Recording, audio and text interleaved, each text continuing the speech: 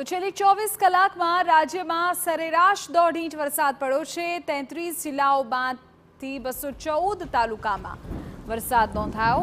વરસાદને કારણે અત્યારે કોઈ જાનહાનિના અહેવાલ નથી। વરસાદને કારણે 38 સ્થળો પર વીજ પુરવઠાને અસર પહોંચી છે। રાજ્યમાં પંચાયત હસ્તકના 26 રોડને પણ અસર થઈ, જ્યારે 2 સ્ટેટ હાઈવે અસરગ્રસ્ત થયા। સિઝનનો 13.02% જેટલો વરસાદ થયો। ગાંધીનગરમાં 24 કલાક માટે હવે કંટ્રોલ રૂમ એક્ટિવ થયો છે।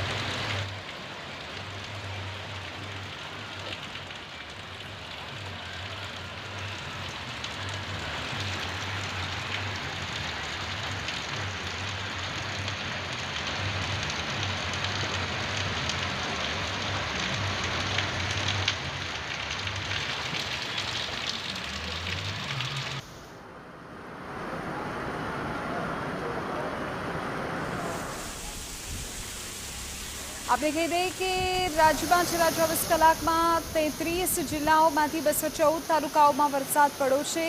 સાર્વત્રિક વરસાદને પગલે કંટ્રોલ રૂમ એક્ટિવ કરવામાં આવ્યો છે। પાટનગરમાં અત્યારે ગાંધીનગરમાં 24 કલાક કંટ્રોલ રૂમ એક્ટિવ કરવામાં આવ્યો છે કે જ્યાંથી રાજ્યભરની સ્થિતિ પર નજર રાખી શકાશે।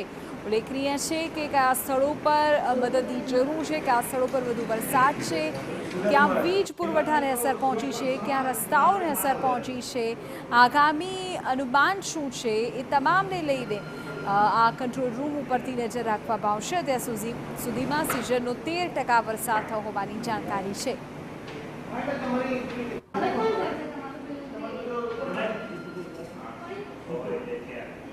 ઉલ્લેખનીય છે કે ચોમાસામાં ક્યારેક ભૂવા પડવાના સમાચાર, ક્યારેક વીજળી પડવાના સમાચાર, અને આ તમામની વચ્ચે લોકોની મદદ માટે જો રેસ્ક્યુની કે પછી અન્ય કોઈ મદદની જરૂર પડે તો તેના માટે ખાસ કંટ્રોલ રૂમ એક્ટિવ કરવામાં આવ્યો છે।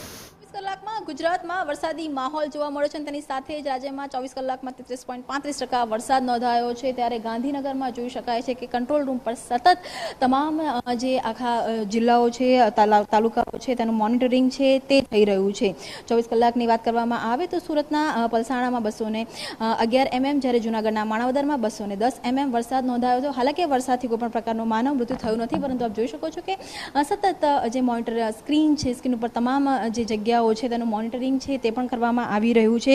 તેની સાથે જ વાત કરવામાં આવે તો અલગ અલગ જે આ નંબર હોય છે એ આખરે અલગ અલગ જિલ્લાઓ સાથેના આ જે હેલ્પલાઇન નંબર છે તેને પણ કનેક્ટ કરવામાં આવી રહ્યા છે। હાલાકી અત્યાર સુધીના વરસાદની અંદર કોઈ પણ પ્રકારની માનવ મૃત્યુઓના જે કિસ્સા છે તે નથી નોંધાયા, પરંતુ વરસાદના કારણે 38 જેટલા સ્થળો છે કે જ્યાં વીજ અસરગ્રસ્ત થયું છે, કે જ્યારે 26 જેટલા રોડ પંચાયત માર્ગના હતા તે અસરગ્રસ્ત થયા છે, 2 જેટલા સ્ટેટ હાઈવે છે તે અસરગ્રસ્ત થયા છે, પરંતુ કોઈ પણ પ્રકારની જાનહાનિની જે ફરિયાદો છે તે નથી નોંધાઈ।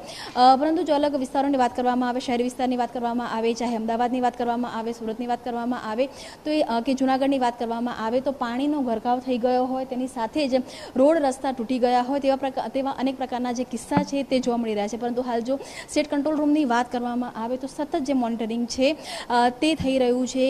જે રીતની આગાહી હવામાન વિભાગ દ્વારા કરવામાં આવી છે, હજુ પણ 2 દિવસ સુધી જે વરસાદની આગાહી અલગ અલગ વિસ્તારોની અંદર છે, ત્યારે આપ જોઈ શકો છો કે કઈ રીતે વરસાદની ક્યાં આગાહી છે, ચાહે ભુજની વાત કરવામાં આવે, દ્વારકાની વાત કરવામાં આવે, પોરબંદરની વાત કરવામાં આવે, કે જે વેધર વિભાગ દ્વારા જે ફોરકાસ્ટની વાત કરવામાં આવે કે સતત જે ફોરકાસ્ટ થઈ રહ્યું છે તે બતાવવામાં આવી રહ્યું છે, તેની પર સતત નજર છે તે પણ રાખવામાં આવી રહી છે। સાવચેતીના ભાગરૂપે એનડીઆરએફની જે ટીમો છે તેને પણ સ્ટેન્ડ બાય કરવામાં આવી છે અને સમગ્ર રાજ્યની અંદર જે વરસાદી માહોલ છે તેનું મોનિટરિંગ છે તે આ કંટ્રોલ રૂમ ખાતેથી થઈ રહ્યું છે। કેમેરામેન ઇમરાન સાથે કિંજલ મિશ્રા, TV9 ગાંધીનગર।